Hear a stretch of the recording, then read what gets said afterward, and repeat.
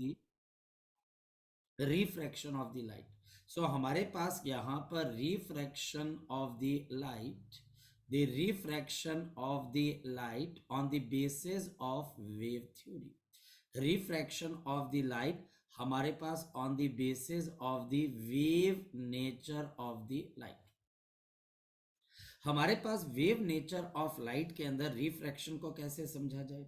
हम इमेजिन करते हैं कि यह हमारे पास एक बाउंड्री है और इसके ऊपर रेयरर मीडियम है और नीचे की तरफ मेरे पास क्या है, डेंसर मीडियम। हमारे पास इन्फिनिटी से लाइट आकर यहाँ पर गिरी, ये हमारे पास यहाँ पे गिरती है ऐसे, ये हमारे पास यहाँ पर आकर गिरती है ऐसे, ये देखिए, ये आपके पास ऐसे, ये देखिए ऐसे। और हमारे पास यहाँ पर दूसरी तरफ इन्फिनिटी से लाइट आकर गिरती है आपके पास यहाँ पर, और हमारे पास ये लाइट नॉर्मल के साथ कितने का एंगल बनाती है, तो ये हमारे पास नॉर्मल के साथ बनाएगी 90 डिग्री का एंगल, है ना, सॉरी एंगल ऑफ रिफ्रैक्शन, तो ये और इंसिडेंस का एंगल, तो ये हमारे पास आ गया नॉर्मल, और यहाँ पर भी मेरे पास क्या आ गया, normal. Now this is the normal. ये हमारे पास दो नॉर्मल हमने क्या कर दिया यहाँ पर आपके पास बना दिए। तो now these are the two normals, ये बच्चे हमारे पास यहाँ पर दो नॉर्मल्स बन गए 90 डिग्री पे। आप चलते हैं आगे।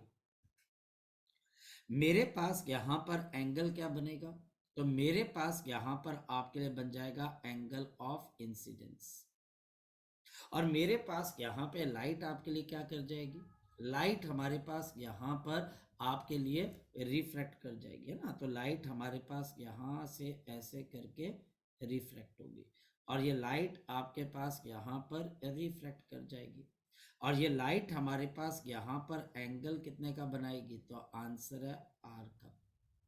ये हमारे पास एंगल ऑफ इंसिडेंस है आई यहाँ पर भी, और यहाँ पर भी मेरे पास एंगल ऑफ रिफ्रैक्शन आपके पास आर का।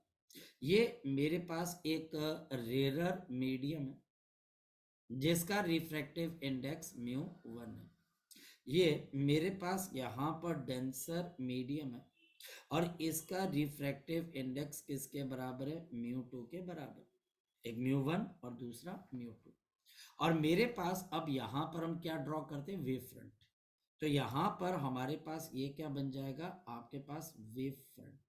हमारे पास यहाँ पर ये आपके लिए क्या बन गया, रिफ्रैक्टेड वेव फ्रंट। आप समझ पा रहे होंगे, हमारे पास एक वेव फ्रंट यहाँ बन रहा है और एक वेव फ्रंट आपके पास यहाँ पर बन रहा है।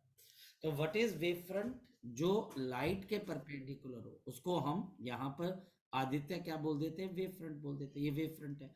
वेव फ्रंट हमेशा लाइट से कौन से एंगल पे होता है, 90 डिग्री, और आपके पास 90 डिग्री है ना, तो ये 90 डिग्री आ गया। अब देखो, ये मेरे पास आई है तो ये 90 माइनस आई है, तो ये मेरे पास एंगल आदित्य क्या बन जाएगा, आपके पास आई बन जाएगा। ये मेरे पास आर है, ये 90 माइनस आर है, ये एंगल 90 है, तो ये मेरे पास यहाँ पर एंगल क्या बन जाएगा, आपके पास आर। हम अगर ध्यान से देखें तो ये A1 और B1 मेरे पास इंसिडेंट वेव फ्रंट है।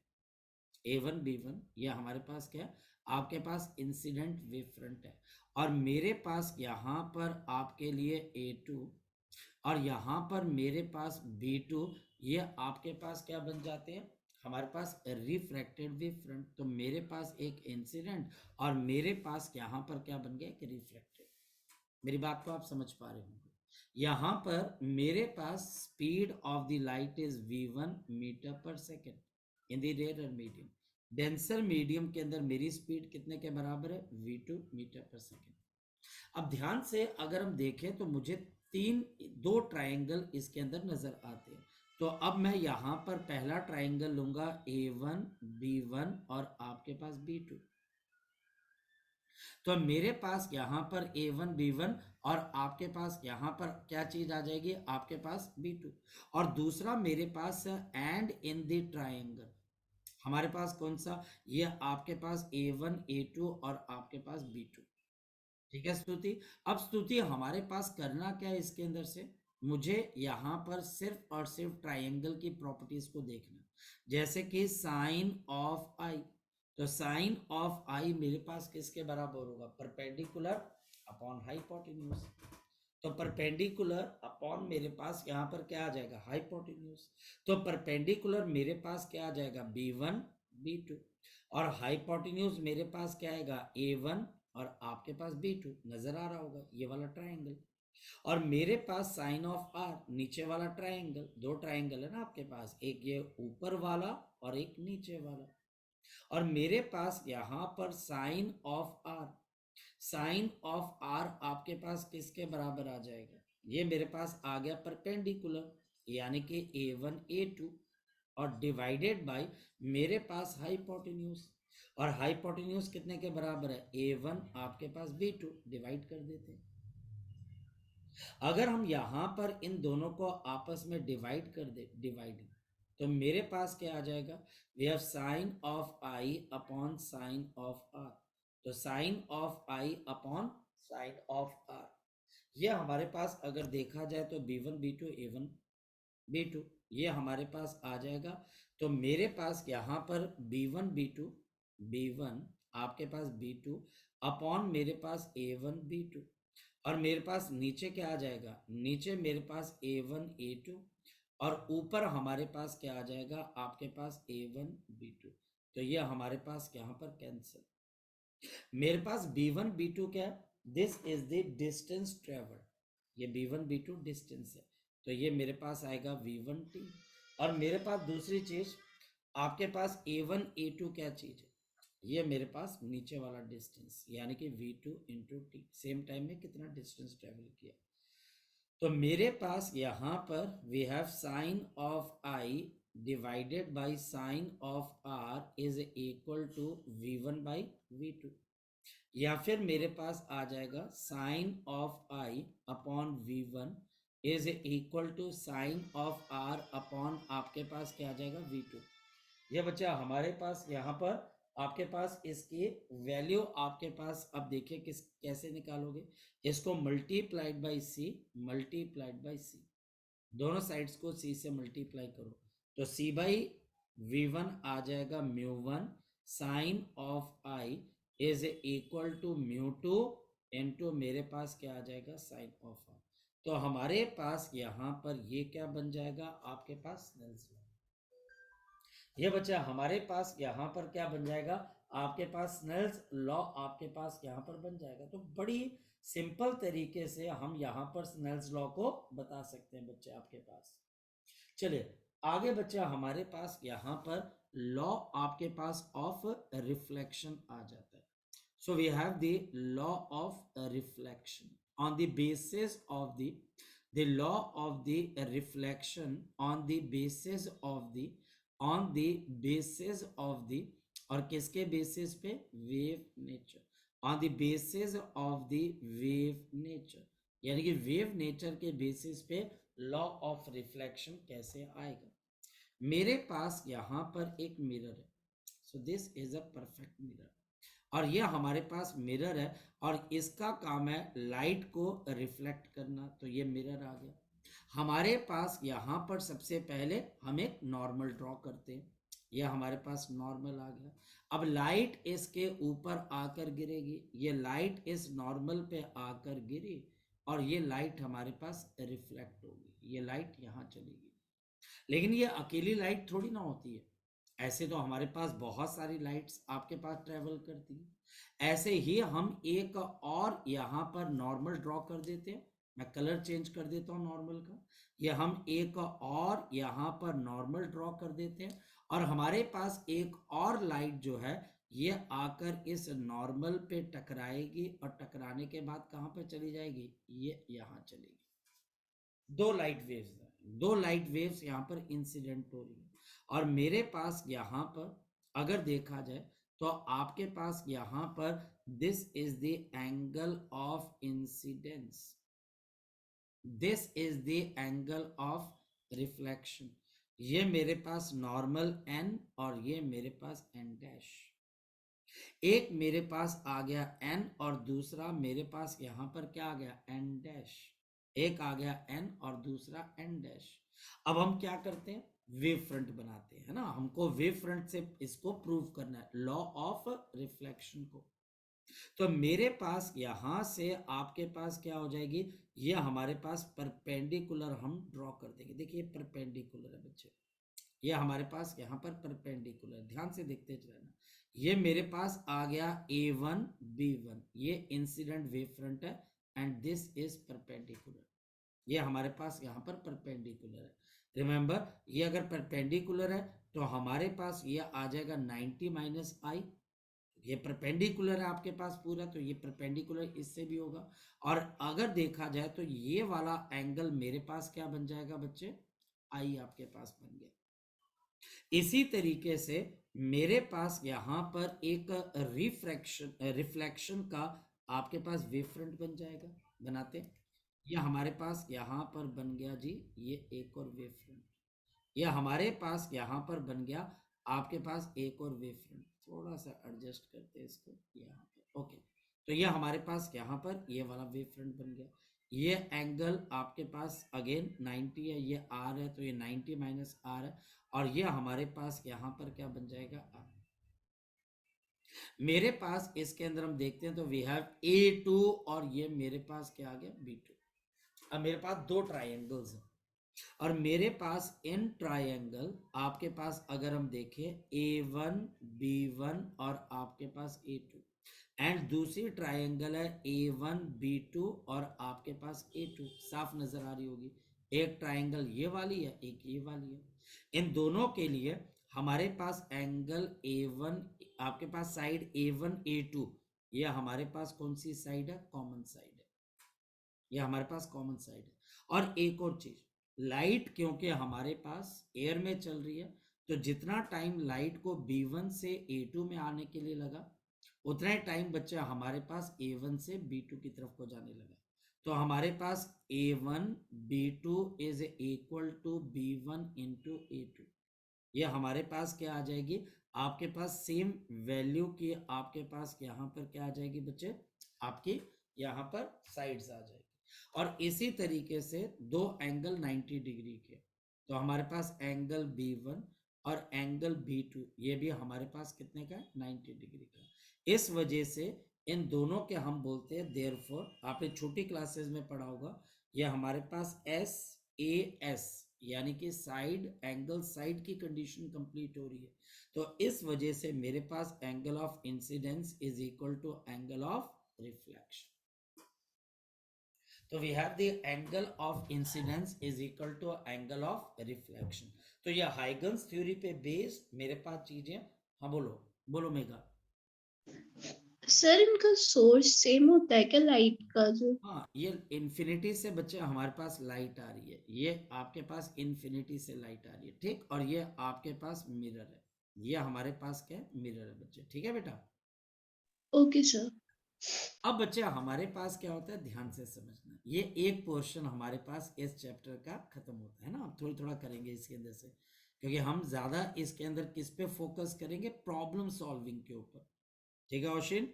तो हमारे पास हम इसमें किसके ऊपर ज्यादा फोकस करेंगे, प्रॉब्लम सॉल्विंग। हमारी प्रॉब्लम जितनी अच्छी हम सॉल्व कर पाएंगे जिससे, उतना ही बढ़िया हमारे पास यहाँ पर आपका रिजल्ट भी आएगा। जैसे आपका आपका प्रैक्टिकल हो गया, सर पेंटिंग का? नहीं प्रैक्टिकल पेंटिंग का बचा हुआ है अभी। नो सर, सर हो गया है। अच्छा सारे खत्म हो गए हैं, यस सर। कैसे हुए। सर ठीक ही हुआ था सर, फिजिक्स का वैसे इतना अच्छा नहीं हुआ था मेरा। कोई बात नहीं, नंबर पूरे लगे होंगे आपके। सर पता नहीं अब। कोई बात नहीं, कोई ऐसी हिम्मत नहीं, हार नहीं, पूरे लगे होंगे इसमें से। आपके जो ऑब्जर्वर ऑब्जर्वर कौन आया था आपके यहाँ पर, एमडी के है ना आपका यस सर। ऑब्जर्वर, ऑब्जर्वर कौन आए थे आपके यहाँ पे। सर मुझे नहीं पता कौन आए थे। अच्छा, मतलब कि जाने दो, मतलब दिन कटा, सब बच्चे अभी एक ही, जिसको बोल सकते हैं स्टेज से सभी बच्चे गुजर रहे हैं। सर बस टाइम अब पेपर हो जाए हमारे, जैसे भी हो खत्म हो सर, ये काम खत्म हो हमारा। चलो खैर, अब हम यहाँ पर आते हैं बच्चे, ठीक है, थोड़ा सा अभी हम फोकस करते हैं। तो हम यहाँ पर क्या देखने की कोशिश करते हैं, मैं शुरुआत यहाँ पर वेव से करूंगा, सब बच्चों का ध्यान यहाँ पर होना चाहिए। मैं वेव से यहाँ पर इसकी शुरुआत करूंगा, बहुत ब्रीफली बताऊंगा कि हमारे पास वेव एक तरह की डिस्टरबेंस है, और मेरे पास जो लाइट आपके पास वेव है, ये लाइट वेव मेरे पास ट्रांसवर्स है और मेरे पास यहां पर नॉन मैकेनिकल ट्रांसवर्स भी है हमारे पास, यानी कि इसमें इलेक्ट्रिक और मैग्नेटिक फील्ड्स, ये ट्रांसवर्स है और जो इलेक्ट्रिक और मैग्नेटिक फील्ड है ये ऑसिलेट करती है और साथ ही साथ ये नॉन मैकेनिकल है। अब आपको जो लाइट नजर आती है या लाइट की वजह से कुछ भी नजर आता है, तो रिमेंबर लाइट वेव का जो इलेक्ट्रिक फील्ड का वेक्टर है, जो हमारे पास लाइट वेव के अंदर इलेक्ट्रिक फील्ड का आपके पास क्या है बच्चे, वेक्टर है, दैट इज रिस्पॉन्सिबल, ये हमारे पास रिस्पॉन्सिबल है। और ये किस चीज के लिए रिस्पॉन्सिबल है, हमको जो चीजें नजर आती हैं, मैग्नेटिक कंपोनेंट नहीं। कौन सा बच्चा हमारे पास, यहां पर मेरे पास लाइट वेव का आपके पास इलेक्ट्रिक फील्ड का वेक्टर, तो ये वेव कैसे कैसे नजर आता है मैं आपको बताता हूँ। हमारे पास थोड़ा ध्यान से देखना, मैं यहां पर बात करूंगा सिर्फ इलेक्ट्रिक फील्ड के वेक्टर की, और ये देखिए हमारे पास कुछ ऐसे, ये आपके पास ऐसे, ये हमारे पास क्या है, इलेक्ट्रिक फील्ड का वेक्टर कैसे वेरी करता है, ये मैं आपको स्पेशली बता रहा हूं कि कैसे हमारे पास इलेक्ट्रिक फील्ड का वेक्टर पहुंचता है। तो ये बच्चा हमारे पास इलेक्ट्रिक फील्ड का वेक्टर है, और जरा यहां पर देखो ये वेक्टर स्पेस में क्या कवर कर रहा है आपके पास, ये वेक्टर स्पेस के अंदर हर डायरेक्शन को क्या कर रहा है, कवर कर रहा है। मेरी बात को समझ पा रहे हो, यानी कि अगर कोई पर्सन इस लाइट को यहां से देखे, अगर हमारे पास कोई पर्सन आपकी लाइट को यहां से देखे तो उसको वो लाइट कैसे नजर आएगी, तो उसको तो एक सर्कल नजर आएगा। मेरी बात आप समझ पा रहे हो, जैसे ये है तो आपको ये सिलेंडर नजर आ रहा है, पर साइड से देखने पे क्या नजर आ रहा है, सर्कल। तो जो पर्सन इसको सामने से देखेगा उसको ये इलेक्ट्रिक फील्ड एक सर्कल में घूमता हुआ नजर आएगा, उसको इलेक्ट्रिक फील्ड ऊपर जाता भी नजर आएगा, नीचे जाता भी नजर आएगा, साइड पे भी नजर आएगा, यहां पर भी नजर आएगा, यहां पर भी नजर आएगा, यहां पर भी, यहां पर भी, यहां पर भी। ये इलेक्ट्रिक फील्ड के वेक्टर की वजह से हमें आसपास की दुनिया नजर आती है। लाइट वेव इस इलेक्ट्रिक फील्ड के वेक्टर की बनी हुई है, और अगर मैग्नेटिक फील्ड भी जोड़ दी जाए फिर वो इलेक्ट्रोमैग्नेटिक वेव बन जाती है। मेरी बात को आप समझ पा रहे होंगे, लाइट वेव का मतलब सिर्फ और सिर्फ कौन सा वेक्टर, इलेक्ट्रिक फील्ड का वेक्टर, ये बात हमको समझ में आनी चाहिए। अब हमारे पास ये जो एरो है ये आपके पास शो करता है कि ये इलेक्ट्रिक फील्ड का वेक्टर कितना आगे तक जा सकता है, इसको एम्पलीट्यूड बोलते हैं। तो हमारे पास इस वेव की इक्वेशन क्या बनती है, y is equal to a sine of आपके पास क्या बन जाती है, omega t minus of k x. So ये हमारे पास वेव की क्या बन जाती है आपके पास इक्वेशन। इस वाली चीज को हम क्या बोल देते हैं, फेज, और सिंप्लिसिटी के लिए हम के एक्स को हटा देते हैं और हम बोलते हैं wave is given by the equation y is equal to a sine of omega t. हम इस चीज को यहां से हटा देते हैं। क्या ओमेगा टी आपके पास वेव को समझा सकता है, नहीं, प्लस फाइव भी हो सकता है, माइनस फाइव भी हो सकता है हमारे लिए। अब ये आपके वेव की इक्वेशन बन जाएगी। मेरे पास ए क्या चीज है अगर बोला जाए, तो मेरे पास A is the amplitude of the wave. हमारे पास ए क्या चीज है, this is the amplitude of the wave. ये हमारे पास क्या चीज आ गई, आपके पास एम्पलीट्यूड ऑफ मेरे पास वेव आ जाता है। तो y is equal to a sine of omega T plus minus of five, ये फेज है और ये वेव की मेरे पास क्या है, इक्वेशन। पहली चीज दिमाग में बात बैठाओ, y is equal to a sine omega t, y is equal to a sine omega t, y is equal to a sine of omega t, sine of omega t. तो हमारे पास ये आ गया वेव का एम्पलीट्यूड। जब आप कोई भी wave को ड्रॉ करते हो ऐसे, तो एम्पलीट्यूड कहां पर होता है आपके पास, तो ये मेरे पास इस वेव का क्या बन जाता है आपके पास, एम्पलीट्यूड। मैं बहुत छोटी छोटी और बारीक चीजें बता रहा हूं, ये हमारे पास इस वेव का क्या बन जाता है, एम्पलीट्यूड। यह हमारे पास वेव का क्या बन गया, एम्पलीट्यूड, और पीछे वाली टर्म क्या बन गई हमारे पास, फेज बन गई। तो amplitude phase, number one. Number दो, हमारे पास याद रखना the amplitude of the wave, जो हमारे पास वेव का एम्पलीट्यूड है, the amplitude of the wave is a phasor quantity. यह हमारे पास कौन सी क्वांटिटी बन जाती है? यह आपके पास है phasor quantity.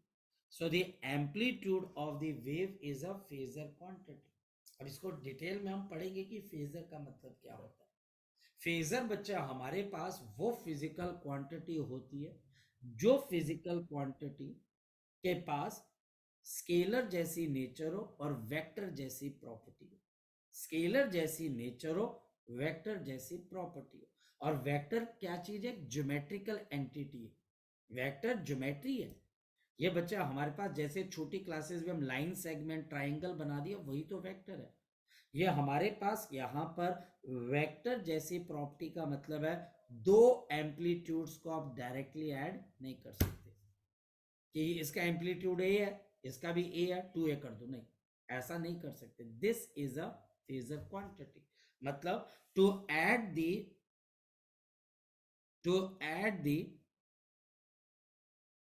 two different amplitudes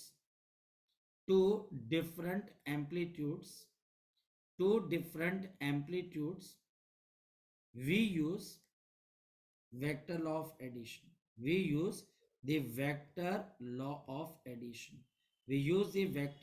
of addition. With phase difference with the phase difference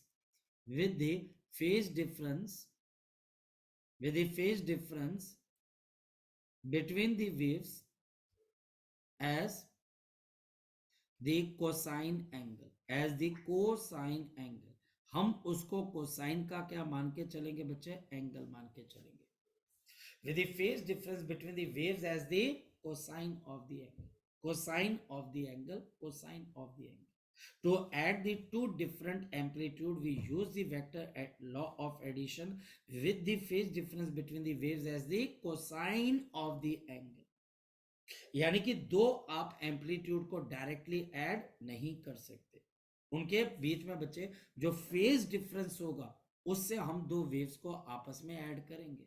तो यहां पर आपका पहला क्वेश्चन आएगा, what is a phase difference. तो पहले तो ये समझा, हमारे पास यहां पर फेज डिफरेंस आता क्या? देखिएगा, ध्यान से समझिएगा.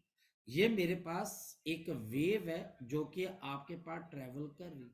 ये वेव हमारे पास इस तरीके से आपके पास क्या कर रही है? ट्रेवल करके यहां पहुंच गई. ठीक. और मेरे पास यहां पर एक दूसरी वेव, और उस दूसरी वेव के अंदर हमारे पास क्या? ध्यान से समझना, वो वेव हमारे पास यहां से स्टार्ट होकर और यहां पर आपके पास पहुंच जाती है. ये वेव हमारे पास यहां पर ऐसे, ये वेव हमारे पास यहां पर ऐसे.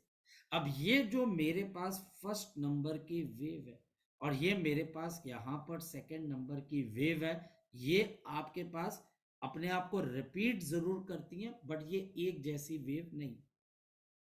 और हमारे पास हम बोलते हैं ये मेरे पास साइन थीटा को रिप्रेजेंट करती है और ये किसको रिप्रेजेंट कर रही है? कॉस थीटा को. एक बच्चे हमारे पास साइन थीटा को रिप्रेजेंट कर रही है और दूसरे बच्चे हमारे पास कॉस थीटा को. एक हमारे पास साइन थीटा को और दूसरी किसको रिप्रेजेंट कर रही है? कॉस थीटा को. अब ध्यान से समझना, इन दोनों में 90 का फेज डिफरेंस है. 90 का फेज डिफरेंस है. 90 का आपके पास फेज डिफरेंस है. और ये फेज डिफरेंस हमको कैसे पता लगता है? अगर मैं आपको बोलूं, जब आपके पास ये 0 था तो ये आपके पास मैक्सिमम था, और जब बच्चे हमारे पास ये मैक्सिमम हो गया तो ये आपके पास 90 पे क्या हो गया? 0. तो 90 का डिफरेंस है. यानी कि ये दूसरी वेव पहली वेव के से 90 डिग्री के डिफरेंस के ऊपर वैल्यूज लेती है. 90 का डिफरेंस है. तो हम बोल देते हैं कि हमारे पास they have the phase difference of कितने के बराबर है? π/2. ये π/2. घबराना मत, टीचर आपको ऐसे फेज डिफरेंस निकालने को नहीं बोलेगा. ऐसे तो वो कभी नहीं बोलेगा कि डायग्राम दे दिया फेज डिफरेंस निकालो. नहीं, बिल्कुल भी. हमारे पास यहां पर ये फाई आपके लिए क्या आ गया? आपके पास फेज डिफरेंस π/2. और अब हमारे पास कॉन्सेप्ट क्या आता है? पाथ डिफरेंस का. हमारे पास यहां पर कॉन्सेप्ट किसके बराबर आता है? पाथ डिफरेंस का. और हमारे पास पाथ डिफरेंस क्या? तो we can write down delta x मेरे पास पाथ डिफरेंस है, और पाथ डिफरेंस को अगर मैं 2π/λ से मल्टीप्लाई कर दूं तो मेरे पास यहां पर आपके पास क्या आ जाता है, फेज डिफरेंस। ये दोनों के बीच का आपको यहां पर फर्क पता होना चाहिए। तो ये बच्चा हमारे पास क्या आ गया, फेज डिफरेंस। तो path difference multiplied by 2π/λ is the phase difference. तो ये डेल्टा एक्स मेरे पास क्या आ गया, पाथ डिफरेंस। और मेरे पास यहां पर फाई आपके पास क्या चीज आ गई, now this is the phase difference. तो एक मेरे पास पाथ डिफरेंस है और दूसरा मेरे पास यहां पर फेज डिफरेंस है। Path difference, phase difference, path difference, phase difference. देखते हैं हमारे पास यहां से लेके यहां तक का आपके पास सफर कितने का है, आप बोलोगे सर पाई का। और मैं अगर आपको बोलूं यहां से लेके यहां तक भी आपके पास क्या है बच्चे, पाई। ये हमारे पास पाई है। क्या दोनों वेव्स ने सेम डिस्टेंस कवर किया, आंसर है नहीं। देखते हैं कैसे। हमारे पास यहां पर अगर मैं बोलूं कि इसने कितनी वेवलेंथ लिया, तो आप बोलोगे जी λ/2 की, क्योंकि पूरी वेवलेंथ कवर नहीं हो पाई। और यहां पर मेरे पास क्या ये λ/2 की है, तो आंसर है नहीं। ये बच्चा हमारे पास, सॉरी, ये हमारे पास कितने किया, तो ये बच्चा हमारे पास इसका अपना क्या आ जाएगा, जो है पाथ डिफरेंस आ जाएगा। ये भी कितने के बराबर है, now this is equal to λ/2। ये भी हमारे पास किसके बराबर है, λ/2 के बराबर है। तो हमारे पास जब वेव ट्रेवल करती है, तो वेव के जब पार्टिकल्स ट्रेवल करते हैं तो उनके बीच में क्या क्रिएट हो जाता है, पाथ डिफरेंस से फेज डिफरेंस, पाथ डिफरेंस से फेज डिफरेंस, पाथ डिफरेंस से फेज डिफरेंस। और क्या फॉर्मूला है हमारे पास, path difference multiplied by 2π/λ is equal to phase difference. This is equal to the phase difference. ठीक है, ये बात हमको समझ में आती है। अब हम बात करते हैं नेक्स्ट वन।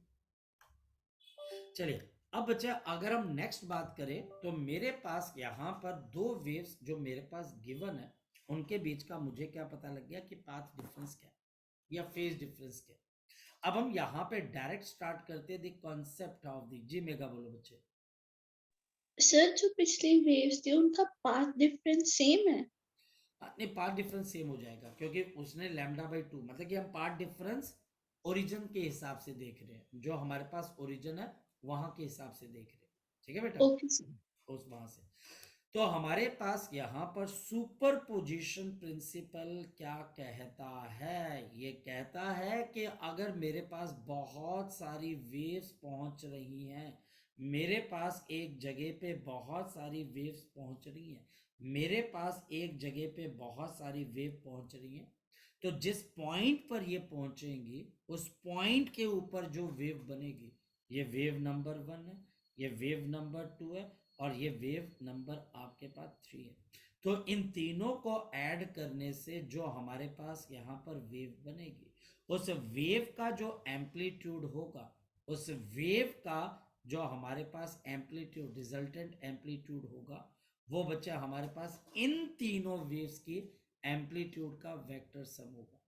वो बच्चा हमारे पास इन तीनों की वेव्स की एम्पलीट्यूड का वेक्टर सम होगा।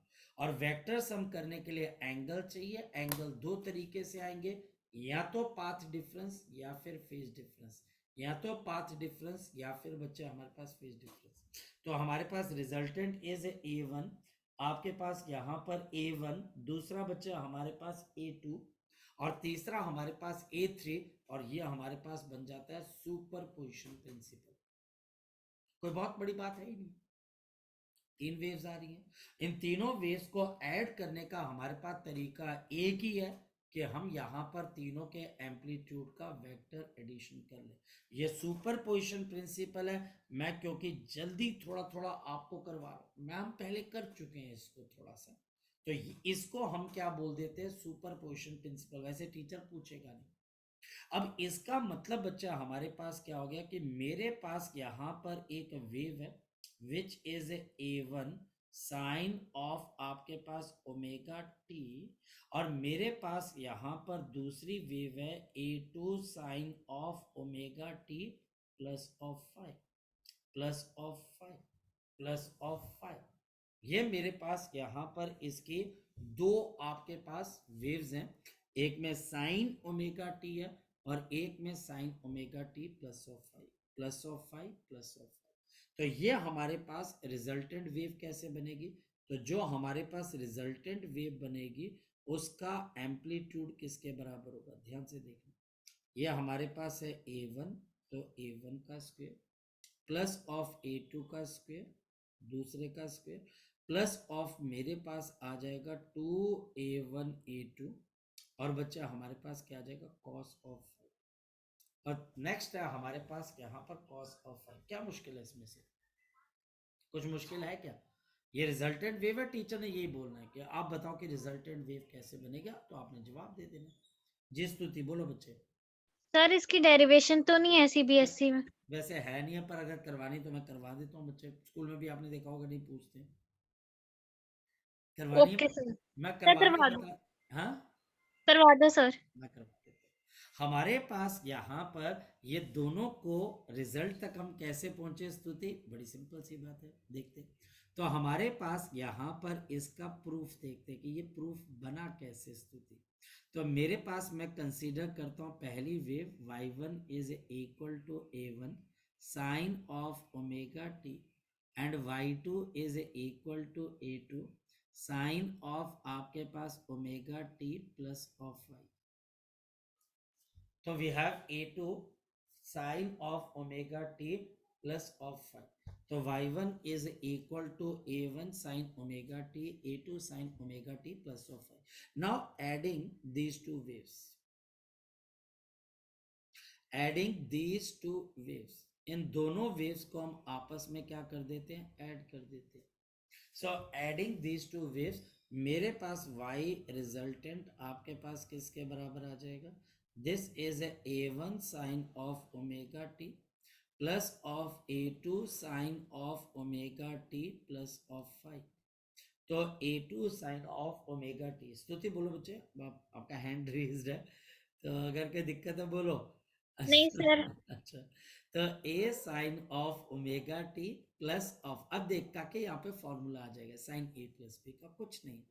हमारे पास यहाँ पर क्या है? Sign omega T cos of five plus of cos omega T into sine of five. बस इतनी सी बात करनी है, साइन ए प्लस बी का फॉर्मूला लगा दिया। उसके बाद तूने थोड़ा सा रीअरेंज करना। अब तूने थोड़ा सा क्या करना है? चीजों को रीअरेंज करना। और कैसे रीअरेंज करेंगे अभी देख लेते हैं। मेरे पास Y R is equal to, मेरे पास यहाँ पर साइन ओमेगा टी कॉमन निकाल लेते तो a1 plus of a2 into cos of five into मेरे पास यहाँ पर क्या आ गया? Sine of omega T.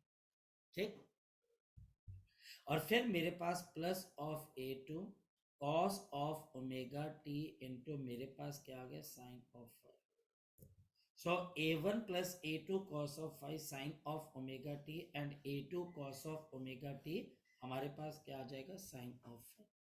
अब हम यहां पर देखते हैं, लेट अस कंसीडर, हम यहां पर क्या कंसीडर करते हैं? Let us consider we have a1 plus of a2 cos of phi and this is equal to a resultant into हमारे पास cos of थीटा, और मेरे पास a2 cos a2 sine of five, not cos, I am sorry, a2 sine of five को हम क्या ले लेते हैं? a sine of theta. ये मेरे पास क्या आ जाएगा? a, आपके पास साइन ऑफ थीटा। ना दोनों साइड्स को स्क्वायर करके ऐड कर देना, तो adding, so squaring and adding, तो स्क्वेयरिंग एंड आपके पास यहाँ पर एडिंग। तो जैसे आप स्क्वेयर करके ऐड करोगे तो a1 का square plus a2 square cos square five plus of 2a1 a2 into cos of five, पहले का स्क्वेयर कर दिया, and this is a plus of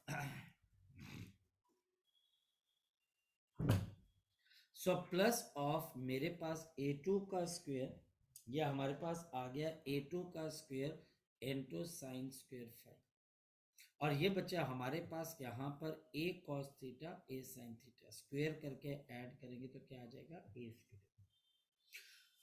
cos square 5 plus sine square 5, ये बचा हमारे पास a2 का स्क्वेयर, तो a1 square plus of a2 square plus of 2a1 a2 cos of 5, और ये a का स्क्वेयर है तो ये रूट यहाँ पर आ जाएगा। ठीक है स्तुति काके, ये हमारे Yes, पास रिजल्ट बन गया। कुछ नहीं है, ज्यादा कुछ नहीं है, मतलब कि प्रैक्टिस करनी पड़ेगी। एक साइन a प्लस बी का फॉर्मूला। नेक्स्ट है आपने चीजों को रीअरेंज करना आना चाहिए आपको, कि आपको चीजें कैसे रीअरेंज करनी, और आंसर आ जाएगा। तो बहुत मुश्किल चीज नहीं है, लेकिन इसको अप्लाई कैसे करते हैं, इसको अप्लाई करने का तरीका देखो बच्चे।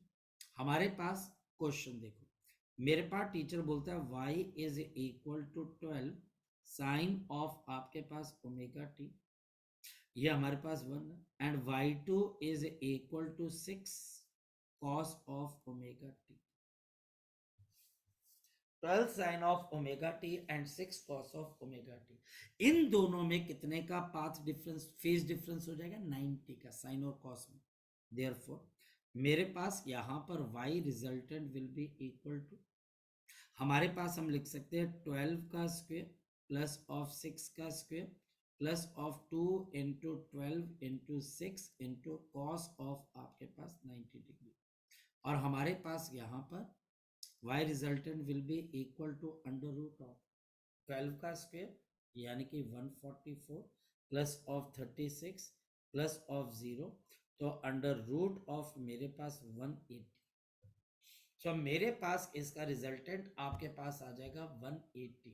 169 का बच्चा हमारे पास 13 होता है, 15 आपके पास हो जाता है 225, और 14, मैं 14 का देख लेता हूँ, 14 का हमारे पास 6 और एक 5, और आपके पास तो 6 9 196, तो ये 13 से थोड़ा बड़ा और 14 से आपके पास छोटा है, तो अप्रोक्सीमेटली दिस इज 13.6। हमारे पास जो दो वेव्स मिली उनका रिजल्टेंट आपके पास ये वाली आ गई, हमारे पास उसका रिजल्टेंट ये आपके पास आ गया। जरूरी नहीं है कि टीचर आपको हमेशा ऐसा ही क्वेश्चन दे, टीचर मेरे पास ऐसा क्वेश्चन भी दे सकता है। मेरे पास ये पहली वेव है विच इज 5, और हमारे पास साइन ऑफ ओमेगा टी, और y2 is equal to 3 sine of आपके पास omega T plus of π/3। Teacher मुझे बोलता है आप ये बताएं कि इन दोनों वेव्स के रिजल्टेंट की वैल्यू क्या होगी, और π/3 का मतलब है कॉस ऑफ आपके पास क्या आ जाएगा 60 डिग्री। तो हमारे पास इसका सॉल्यूशन आपके पास कैसे आएगा जरा चेक कर लेते हैं। तो मेरे पास यहाँ पर y resultant is equal to under root of, तो 5 का स्क्वायर प्लस ऑफ 3 का स्क्वायर 2। अब यहाँ पर देखो 2 into 5 into 3 into cos of, ये दोनों साइन के, तो कॉस ऑफ आपके पास कितने का फेज डिफरेंस है? π/3 का, तो हमारे पास π/3 का फेज डिफरेंस है, तो under root of 25 plus of 9 plus of, तो π/3 का मतलब आपके पास कॉस ऑफ 60 डिग्री। तो हमारे पास यहाँ पर 60 डिग्री अगर आपके पास आ रहा है तो वो हाफ है, कैंसिल, 15 आ जाएगा, तो अंडर रूट ऑफ आपके पास कितना आएगा 49, और 49 है तो बच्चा हमारे पास कितना आंसर आ जाएगा 7। तो इन दोनों का रिजल्टेंट जो आपके पास आ रहा है वो 7। तो ये हमारे पास ऑशिन, मेगा, सलोनी, स्तुति, मुदित, ये हमारे पास कॉन्सेप्ट है जो कि हमें याद होना चाहिए कि हमारे पास दो चीजों को आपने डायरेक्टली ऐड कैसे करना है। ठीक है चलिए बच्चे, सो आज हम इतना ही करते हैं, बाकी कल हम इसको खींचेंगे, कल हम इसको फिनिश कर देंगे, कल हम कुछ क्वेश्चंस भी करेंगे। ठीक है, तो कल कोशिश होगी कि आपका ये चैप्टर हो जाए, अगर कोई कॉल नहीं आए तो। ठीक है चलिए, ओके बच्चे, बाय बाय।